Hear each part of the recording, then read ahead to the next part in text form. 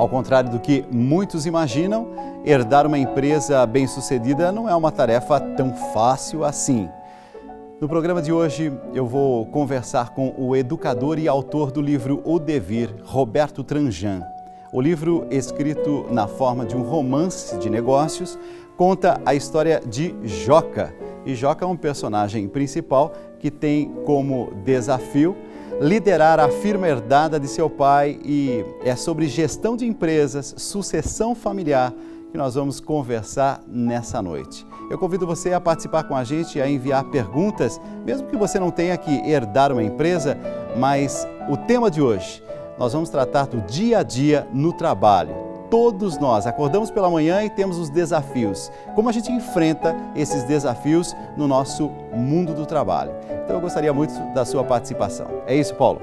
Exatamente, Dalciso. Boa noite a você. Uma ótima noite a você, telespectador da Rede Vida, que sempre está participando aqui com a gente do Tribuna através do e-mail tribuna@redevida.com.br. A gente espera sempre a sua mensagem, afinal você faz o programa conosco. Envie o seu e-mail com o seu nome e a cidade de onde você está nos escrevendo. E nessa noite eu dou as boas-vindas ao Roberto Tranjan, que é educador e autor. Daqui a pouquinho a gente vai falar um pouco sobre o livro O Devir. Roberto, seja bem-vindo ao Tribuna Independente.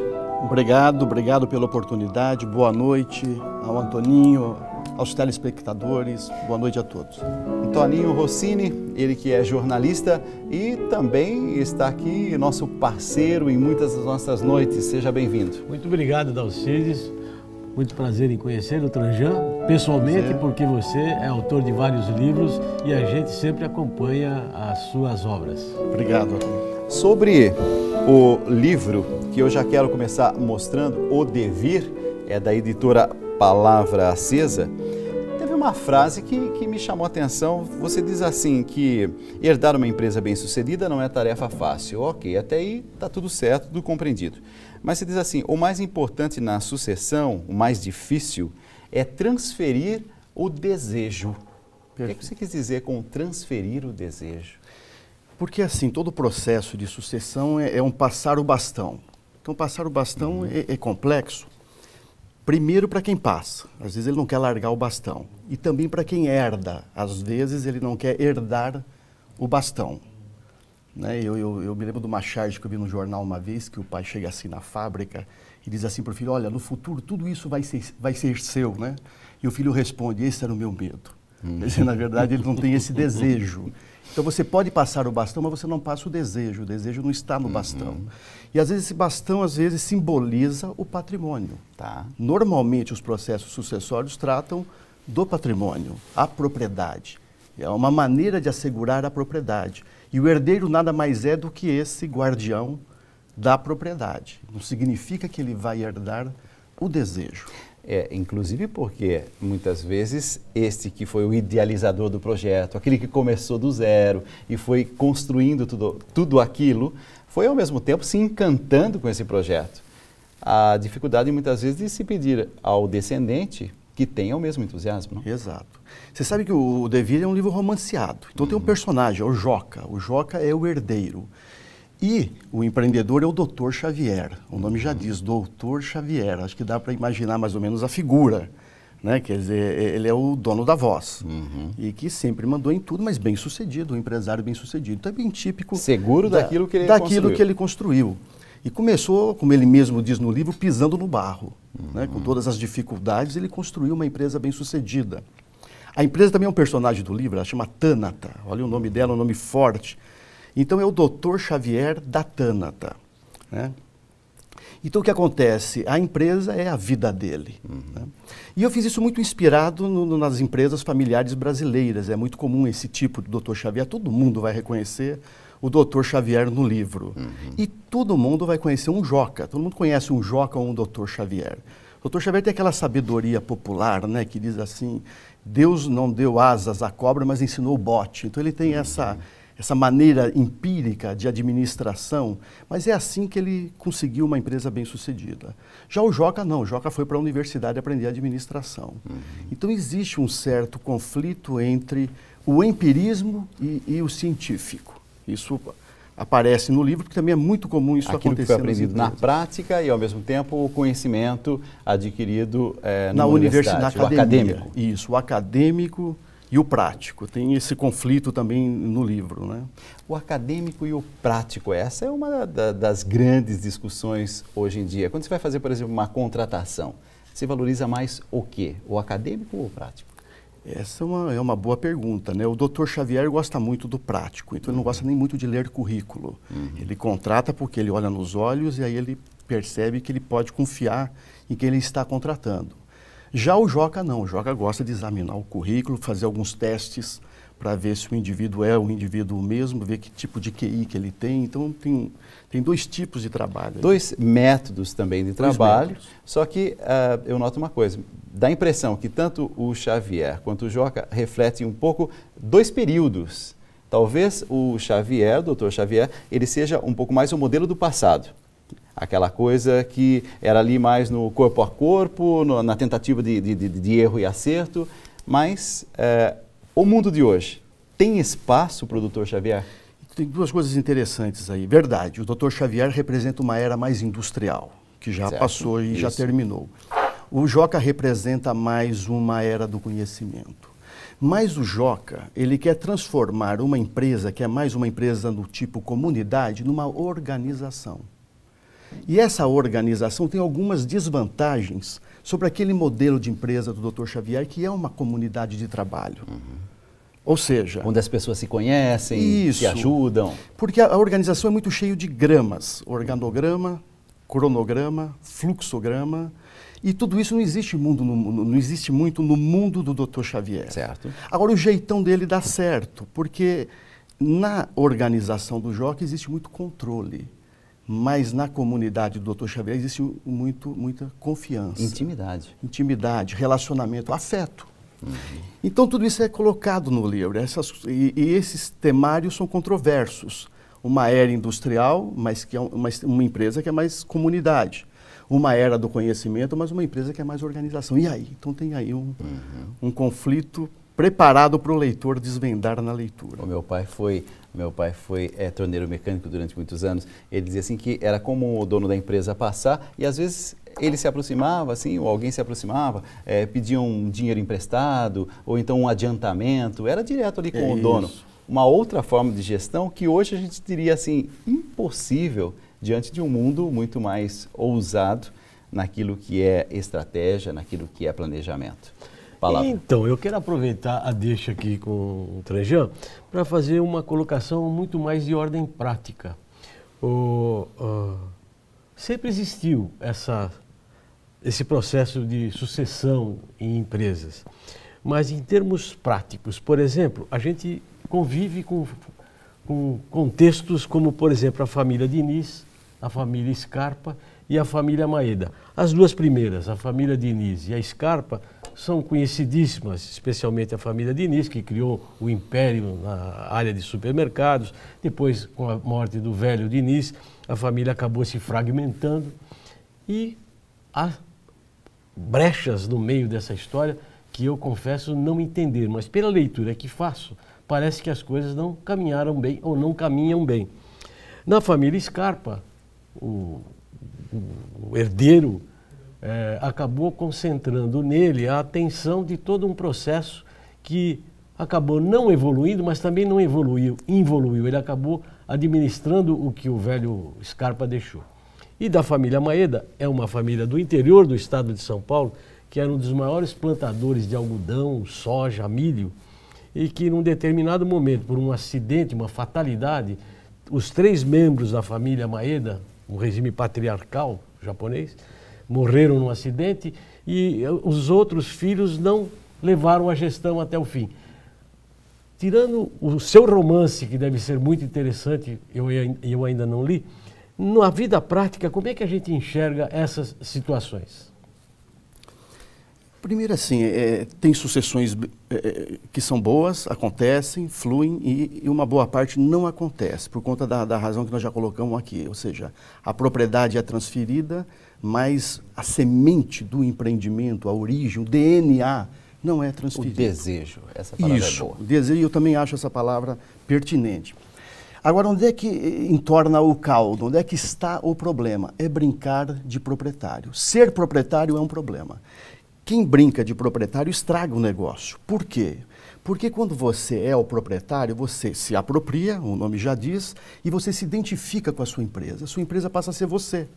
Você é a sua empresa. Você não vive mais sem aquele sobrenome que é o nome da empresa. E quando você se identifica, você começa a ter medo de perder aquilo com que você se apegou, que você se apropriou. O que brinca, ele é inconsequente. Como? O que brinca é inconsequente. Ele não está muito preocupado se a coisa vai dar certo, se não vai dar certo? O brincar não é nesse sentido. Quando você se apropria, se torna o proprietário, aquilo passa a ser uma coisa sua. Você fica apegado àquilo, identificado com aquilo. É nesse sentido que eu coloco. Até o sobrenome. Eu sou José da empresa tal. Da empresa tal. E aí você começa a ter medo de perder aquilo. Você quer, de certa maneira, preservar a sua propriedade. Só que o dedo não pode tocar o dedo, o olho não pode olhar o olho, você e a empresa é uma coisa só. Precisa haver um distanciamento do seu negócio. Que você é o dono, está lá no estatuto, isso ninguém questiona. Mas você precisa ter um distanciamento estratégico do seu negócio. Então não é a figura do proprietário, é uma outra figura para dar certo isso. É a figura do hipotecário. A tua empresa, ela está contigo, é como se você fosse um cultivador que tem o compromisso de trabalhar a sua empresa como se ela fosse um jardim. Adubar, regar e entregar esse jardim melhor do que quando você pegou. E assim por diante. Esse deveria ser a imagem de que a empresa é um jardim e você deve cultivar esse jardim. Uma empresa dura em média 35 anos. Deveria durar mais. Uma empresa deveria durar mais do que a nossa existência.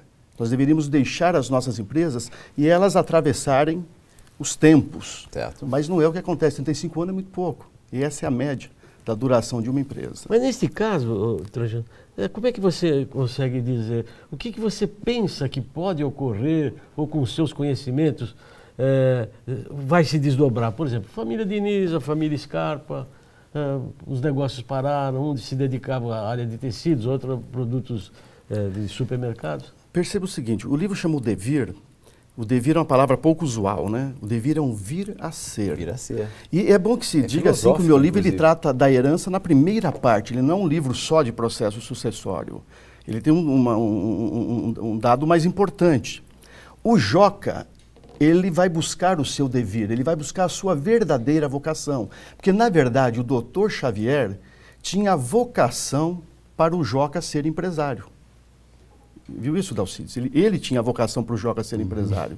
Não é que o Joca tinha vocação. Como se isso fosse possível. Né? Pois é, isso acontece muito. Né? Quer dizer, é como se a família fosse uma transferência. A empresa fosse uma capitania hereditária. Certo. Mas o Joca, ele vai buscar a sua vocação. E aí nós vamos descobrir uma coisa bacana no livro. Uma empresa pode ser reempreendida. Você pode empreender novamente o mesmo negócio. É isso que o Joca vai fazer. Nessa noite em que a gente recebe Roberto Tranjan, que é educador e autor do livro O Devir. Que bom que você, telespectador da Rede Vida, já está participando com a gente pelo tribuna@redevida.com.br. Vamos a perguntas de telespectadores. Paulo. Dalcides, são várias as perguntas chegando. Vou pegar do Marlon Ferraz, ele é de Conselheiro Lafayette, em Minas Gerais. Ele está falando assim, quando falamos de uma empresa bem-sucedida, podemos estar falando de uma grande corporação, mas também de um comércio local. Roberto, você falou em herdar uma empresa não desejada, e se a gente está falando de gestão empresarial, também estamos falando, consequentemente, de gestão de pessoas. Você pode participar, conta a sua história para a gente, tribuna@redevida.com.br. A pergunta do Marlon foi, como contar para meu pai que não quero administrar a sua empresa no futuro?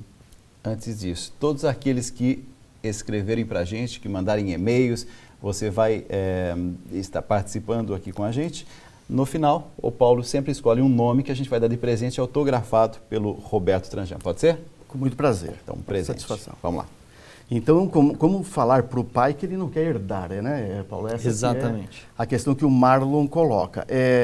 Tem que dizer isso para o pai, né? Tem que dizer que o sonho do pai não é o sonho dele, se verdadeiramente não for. Agora, sim, ele pode sonhar junto o sonho do pai. Ele pode compartilhar com o pai essa semente Essa semente originária é do pai, o empreendedor.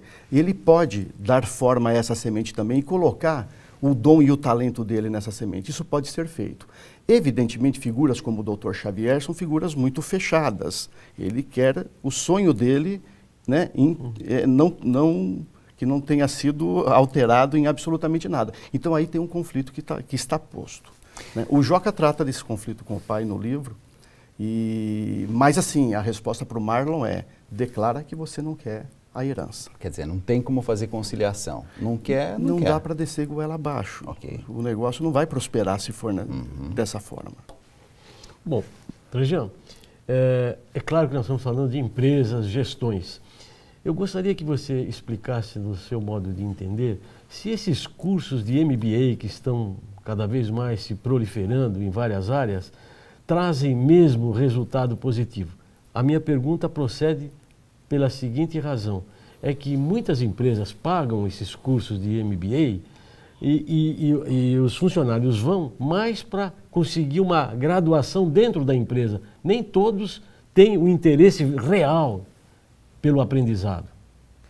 É verdade. Você sabe que eu fiz também do livro Devir um tipo de um ligeiro curso de administração para não administradores. Como? Eu discorro sobre essas escolas, né? A escola da qualidade, de Deming, de Juran, de Crosby, né? A escola da estratégia, de Michael Porter, de Prahalad. E aí, esses são os conhecimentos que o Joca vai buscar na universidade, na academia, que é equivalente ao que você está colocando dos cursos de MBA. E aí ele traz esses conhecimentos para a empresa. Claro que isso vai chocar com aquela sabedoria popular e empírica do Dr. Xavier. Mas é interessante como essas escolas, e depois a escola humanista, de MacGregor, de Maslow. Então ele junta essas escolas todas e tenta fazer uma outra Tânata, uma outra empresa que não é a do pai, não era bem a que ele imaginava que fosse, mas uma empresa que pudesse ser bem sucedida, apoiada nessas teorias, que são teorias boas e testadas. Eu estou dizendo isso para levar para o livro o que o leitor pode aproveitar a partir daí. O que você coloca, Antônio, é uma outra coisa, é o funcionário que vai fazer um curso desse para poder ter uma graduação, não necessariamente para aplicar esses conhecimentos dentro da empresa, né? Eu penso que isso está relacionado ao que a empresa, evidentemente, cria como desafio. Se o desafio é uma coisa voltada para o profissional, para a promoção dele, ele vai buscar coisas que o promove. Mas se o desafio é ligado ao mercado, a fazer um cliente mais feliz, a satisfazer um cliente, o olhar do colaborador e do líder vai para fora, vai para o mercado. Onde é que está o olhar? Está dentro ou está fora? Está em cada um, né, por si mesmo, para a sua autopromoção? Ou está em prestar um serviço bom, atender bem, deixar um cliente feliz? Agora, quem determina isso é o líder.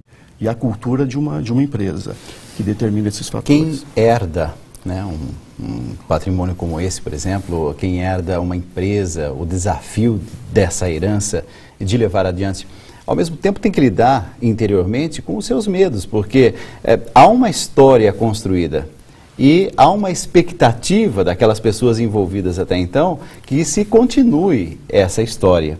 E mais difícil ainda quando essa história é uma história de vitória. Psicologicamente, para esse que herda, não é desafiador demais, porque não tem uma sobrecarga sobre os seus ombros? Talvez não seja esse o fator que leva também a querer deixar a sua marca, o seu jeito de administrar? Sim, você coloca um ponto fundamental, a questão dos medos. Porque o meu livro começa pelo fim. É uma carta do Joca, já com 50 e poucos anos, e ele vive uma situação de dúvida de si mesmo, se ele é capaz, de culpa, nossa, mas como é? E se eu estrago essa herança, e se eu não dou conta dessa herança? De rejeição, dá que eu perco o sobrenome da empresa e toda a família está ao redor dessa empresa, como é que eu fico? E muitas vezes a família depende do sucesso dessa empresa. Perfeito, e é a situação do livro. E medo. Mas a única coisa que pode vencer todas essas questões, todos esses pontos, é o desejo. De volta ao desejo. Mas não pode ser o desejo do pai, tem que ser o desejo do filho. Então ele vai ter que desenvolver um desejo que supere todas essas coisas, que seja maior do que tudo isso. Desenvolver. Então é sinal que, se eu não posso herdar o desejo, mesmo que num primeiro momento eu não sinta o desejo, eu posso aos poucos ir adquirindo esse desejo, é isso? É isso mesmo, que é o seu desejo. Como é que você vai... Né? Você tem que desenvolver o seu desejo.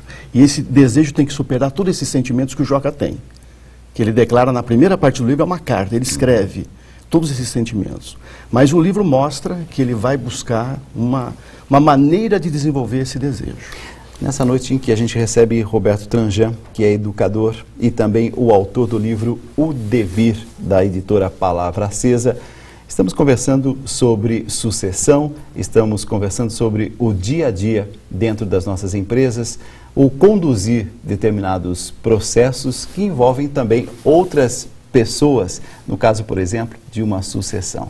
Mas eu vou fazer um rápido intervalo, já já eu volto, lembrando a você que está participando com a gente, que escreveu para tribuna@redevida.com.br nessa noite. Você, no final, quem sabe, vai receber de presente, se o seu nome for o escolhido pelo nosso assistente aqui, o Paulo, você vai receber de presente, autografado pelo autor Roberto Adame Tranjan. Rápido intervalo, voltamos já já.